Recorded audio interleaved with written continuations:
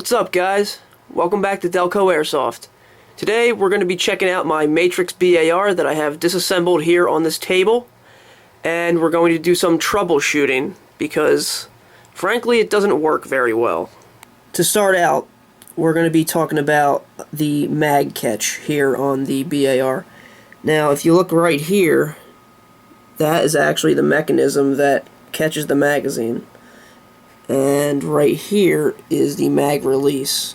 You press it with your thumb, and you can see that it moves back and forth when I press in.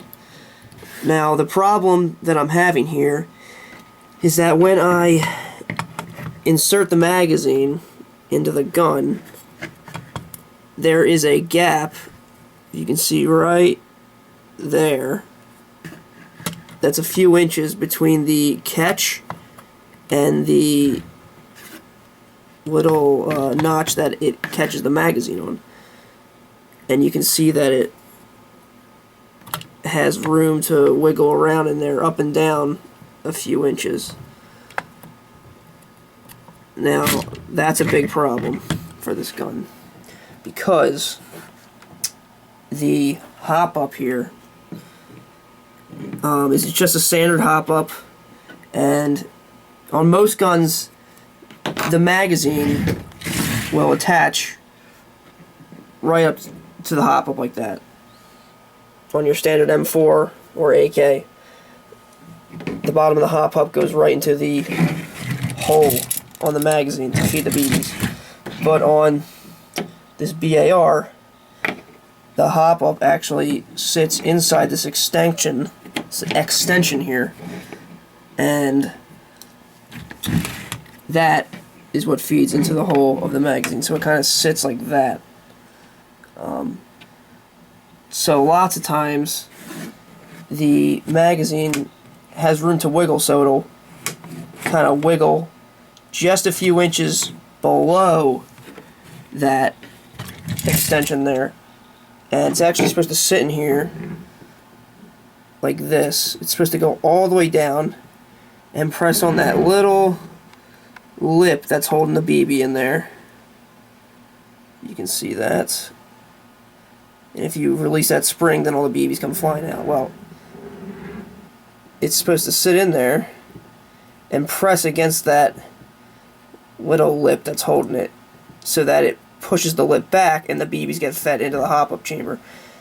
Now, the problem is when the magazine isn't tight enough to the hop-up, when it doesn't sit flush enough against this little extension, it doesn't have enough pressure to actually push that lip, and therefore your gun just won't feed the BBs.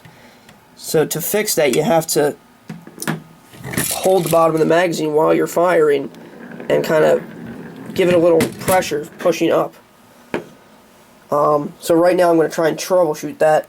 And what I think I'm going to do is, you can see there's already some tape on there already that is just like factory, I think.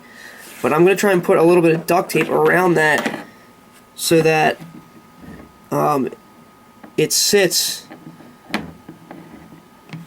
a little bit, the extension sits a little bit lower on the gun. Hopefully that'll make the magazine stay in there tighter. Just like that. So, let's see if we can make this thing shoot better. Okay, so as you can see there, I put a little piece of American flag duct tape, probably like a ½ inch wide. I did one full rotation, so I stopped it right where it started. Because I wrapped it around twice, that was too thick, so I peeled it off and just did one full rotation. So it's one layer of duct tape, then I kind of just like wiggled that extension up on there. The extension is supposed to sit inside of the end of this thing, so that little lip is supposed to be up here, about like another ½ inch. But it seems pretty secure on there, and it's sitting a little bit lower like I'd like it to do. So hopefully that will be a fix. Also, another thing to note, if you have a Matrix BAR, The hop up is weird on this one. It doesn't seem like other guns that I've had, where you have to pull the hop up adjuster backwards to raise your hop up. Usually on an AK, I think it sits the other way around, so the nub is right here on the backside on this one. On an AK, I think it's usually up front, like here, so you slide it forward to push the nub down and increase your hop. But on this one, you slide it backwards. That's just something to keep in mind. But don't quote me on if it's different or not, because I'm nowhere near an airsoft tech. But some things I know what I'm doing. I can do them fairly well. So I should be able to get this whole thing back together. This piece goes to the charging handle on here, so when you slide that back, this spring comes back with it. So if you want your charging handle to be nice and smooth, I suggest that you lube that up with silicone on the inside in there, because there's two sliders on the inside. There's just a look at the gearbox, if it wants to focus, in case you have this gun and you haven't ever opened it. That's what the gearbox looks like. If you're wondering about the stock being wobbly, I saw this in another video. You can tighten these screws. I don't think it's these two. I think it's just these two here, right there, because they attach that metal part in the stock. And there's also two on the other side in the exact same spot. That will stop your stock from wobbling. But they do come loose pretty easily after like an hour or two, I'd say. I don't know how long it fixes it for. I only did it once. Didn't work that well, but it did fix it for a little while. Here's a look at just the barrel, detached from the gun. And this is the handguard. This piece here seems to be loose, so it just comes out very easily. It does look like there's a notch here for a little screw to push up out of the bottom of this handguard and catch that so it doesn't come out, and I think I see it in there. It's right there, that little metal thing. So I think I have to get this part out if I want to tighten that gas tube to stay in there. So I looked closer, and yeah, that is the screw. It looks like it's a little worn down there. That's what holds the gas tube in place. But I don't think it should be that difficult to take this apart. You just have to undo this Allen screw right here. I actually lost the other one. I don't really know if I can buy a replacement or where I would get one, but yeah, you just gotta undo that, and then this whole black metal piece should just slide out. So here's that piece out of the handguard. That's the screw. It was a pain in the ass to get this out, even though it was only one Allen screw in there, because the nut on the back side of it was on there so tightly that it was turning with the Allen screw as I turned it, and I actually had to jam a flathead screwdriver on like one of the edges in order to turn the Allen screw without the nut turning as well. So this looks like it's just a simple Allen key. I'm trying to get the, see if I can get the light on it. Yeah, it just looks like a small Allen screw in there. So I'm going to try and adjust that now. So if you're wondering what the actual size Allen key is that you need, just for reference, I have this really tiny screwdriver thing with an Allen key head on the end. It's really small. I wouldn't know how small that is. That's the size of it compared to my hand. So that's how small of a thing you need to unscrew that little screw in there.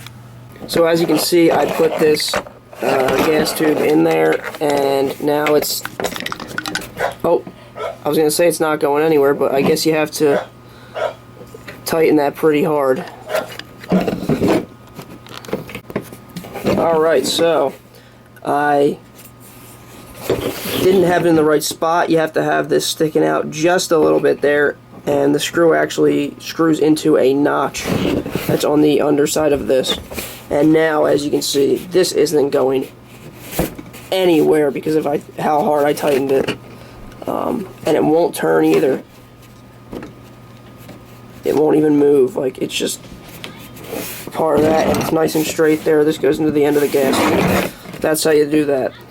Okay, so I slid the hop up in the inner barrel back into the main outer barrel, and there's 5 screws there that you have to screw in order to put it back together. Okay, so we got our 5 screws in there. Very simple thing to do. And next we're going to move on to the front sight here. So if your front sight wiggles back and forth like mine does, I don't know if you can see it, kind of like it wiggles loosely. What the problem is there is that this entire piece is all one thing, and you can actually tighten it right under this contraption here. There's 3 Allen screws in there. So yeah, I'm going to tighten that real quick. And this barrel, this outer barrel is all one piece. So right here is actually the threading on the barrel, and then this is all a separate section that moves as one. So if this is loose, then all of this is loose. So yeah, there you have it. There's 3 screws in there, and I'm going to tighten that real quick just while I have it apart. So in order to get this 3rd and final screw tight, you need an Allen key that's even smaller than that red one. It's about like half the size in diameter of it, which makes no sense to me, but I guess that's how it's designed. Those first 2 on the top are larger than that 3rd one. Okay, so I just did this cool little modification to this charging handle here. These 3 components, this spring and like these 2 little, like, I don't know what the hell you would call them, but they were in there. They went through these holes here, and I actually just took them out because they prohibited the charging handle from moving smoothly back and forth. Like, I wouldn't even be able to push it before with my thumb. Now you can push it and rack it back very quickly, which I love to do when I play. So that's just a cool little mod there that I did. Okay, so I actually made a pretty big mistake. Make sure you put this inner barrel through the hole in the body there, and then attach it to the outer barrel.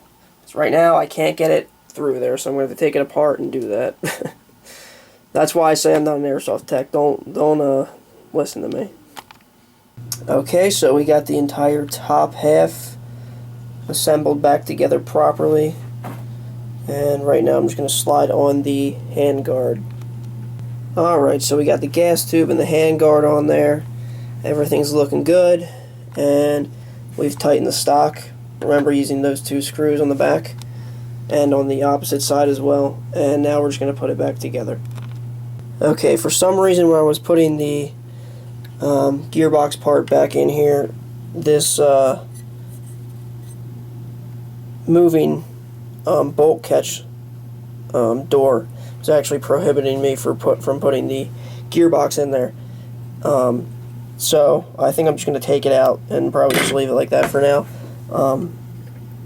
It just makes it so much easier. I don't have to pull the bolt back to adjust the hop up. I can just get to it right there, straightforward, you know. And it allows the bolt to slide a lot easier, making the function more realistic and cool looking.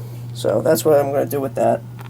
So I've reached an impasse temporarily. It's doing exactly what I wanted it to do. The feeding extension's actually sitting up higher than it was before, because if you can see, the lip of it right there is sitting against the bottom of the hop-up, when it's actually supposed to be on the other side of it, on the inside. So it's sitting a little bit higher than it was previously, and that's what I want. But the problem is that when I put the magazines in, it's sitting just probably a few centimeters or an inch too high, and the magazine won't catch on the mag catch. So, but I tested it with BBs. It did exactly what I wanted it to do. It releases the little spring on there and put it in there. So now I'm going to have to find a metal file and file this down another like half an inch or so. Well, I pretty much ended up back at square one, and you know, I got frustrated with this little piece of shit piece here, so I tried to like shorten it, and then that lip in there kept catching the hop-up unit. So I more or less ruined the BAR, even though it already didn't work very well. That's why I kind of ruined it. I didn't really give a shit whether I did or not. So now it's more or less a showpiece. Probably still shoots the same way it did, honestly. It just sucks. So, you know, after I did this, I'm really thinking about purchasing the Echo 1 BAR. Just because all the videos that I watch on it, like, it looks like it shoots a lot better than this piece of crap. It doesn't look like it has freaking wobbly mags like this thing. So yeah, this vlog didn't really end up the way I thought it was going to end up. I thought I was going to have a happy ending and go out and shoot it and have fun, but it more or less broke the gun.